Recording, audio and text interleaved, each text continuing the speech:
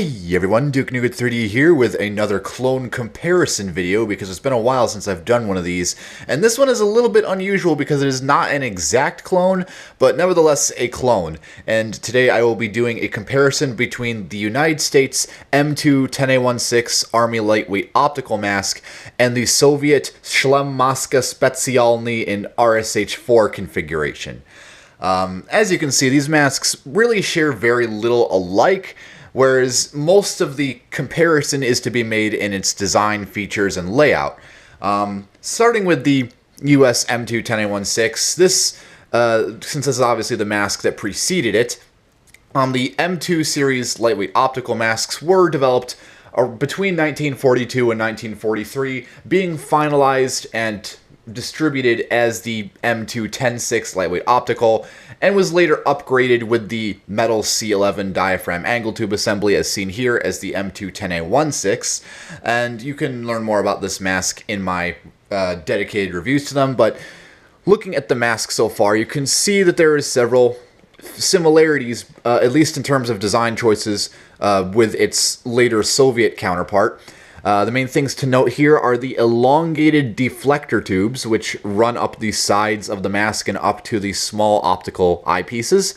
You have the central and primary voice diaphragm assembly, which is protected by a metal mesh on the C11 angle tube.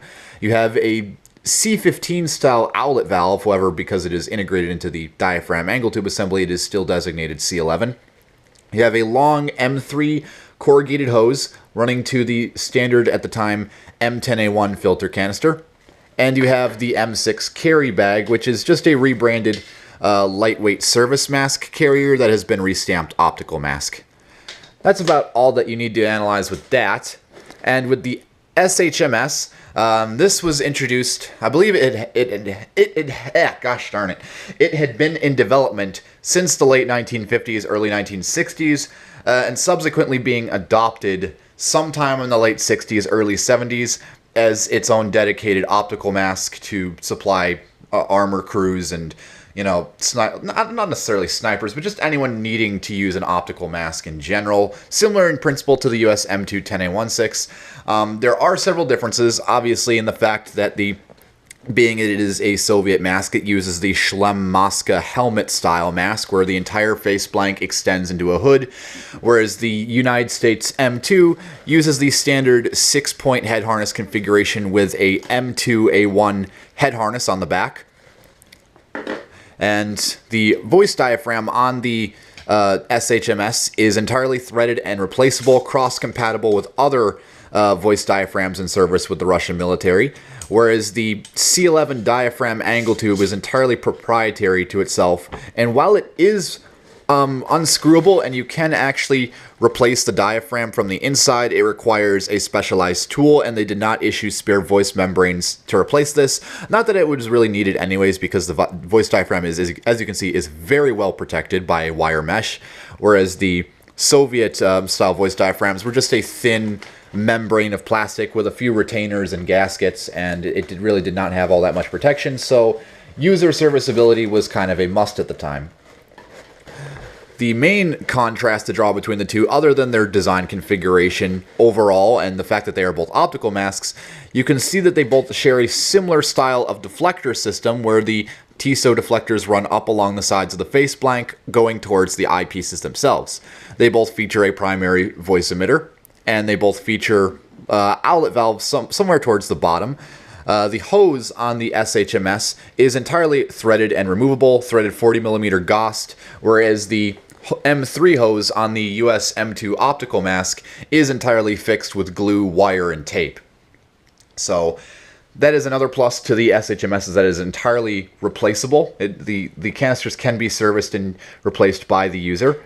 Speaking of the canisters, here you can see the Soviet EO16 canister, which is pretty typical for the RSH4 kit.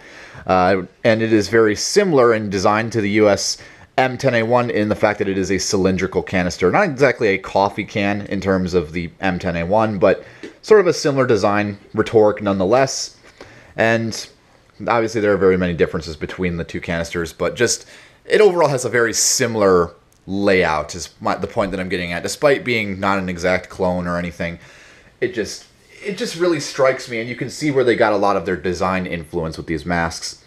And then the final thing to note here is the RSH4, or I guess it's the Type A carrier. I could be very wrong. I believe I've heard this carrier being referenced as being called the Type A.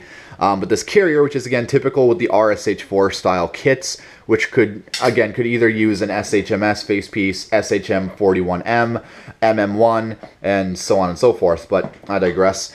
The carrier here is nothing like its US counterpart, the M6, whereas both of them do open from the top. However, the M6 carrier opens with 3 lifted dots, whereas this opens with a single fake leather sort of plastic strap and buckle system. And it is very bare bones basic, not a very durable canvas. It's a very thin canvas.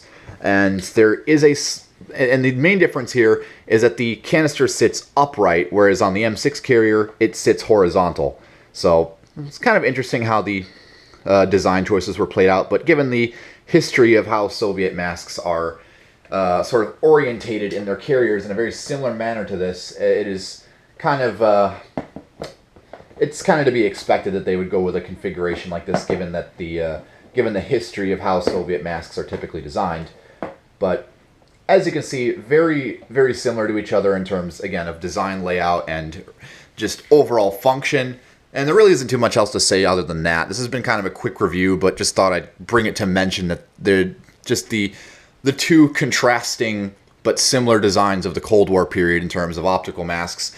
And so that being said, if you have any comments, questions, corrections, or concerns, drop them down in the comments below. I'm Duke Nuka 3D, and I'll see you all later.